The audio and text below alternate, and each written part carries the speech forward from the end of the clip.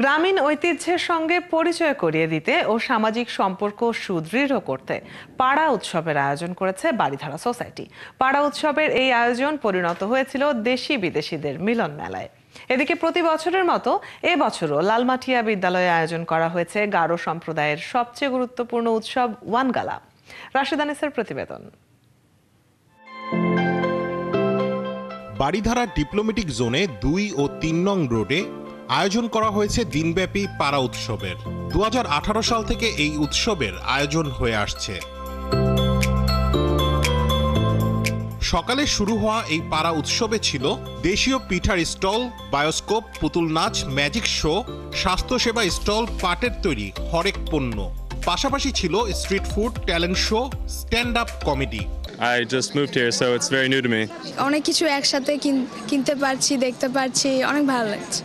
আয়োজকরা জানালেন, দেশের রাজনৈতিক পট পরিবর্তনের আন্দোলন ও সংগ্রাম শেষে মানুষের মাঝে ঐক্য বাড়াতেই এই উদ্যোগ। এই ধরনের প্রোগ্রাম পাড়ায় পাড়ায় ছড়িয়ে যে আমাদের যে সোশ্যাল মিডিয়া যে নেগেটিভ আইডিয়াসগুলো আমাদের ফিড করে ওটাকে রিমুভ করে এইরকম পজিটিভ আনন্দঘন পরিবেশটাকে দিয়ে যাতে বাংলাদেশকে চিনে।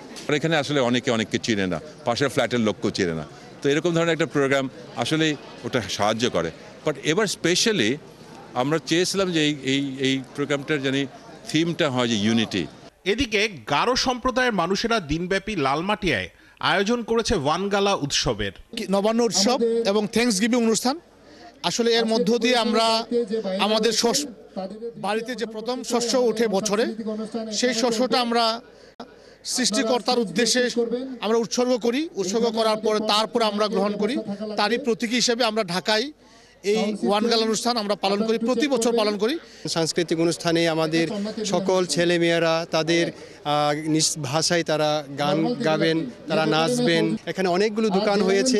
এখানে এই দোকানে আমাদের ঐতিহ্যগত খাবারগুলো আছে, কুইজিনসগুলো আছে, এগুলো তারা টেস্ট করতে পারবেন। যারা বাহির থেকে আসবেন তারাও টেস্ট করতে পারবেন। প্রতি বছর এই দিনটির জন্য অপেক্ষায় থাকে গারো সম্প্রদায়ের মানুষেরা। রাশেদ আনিস, 71, ঢাকা।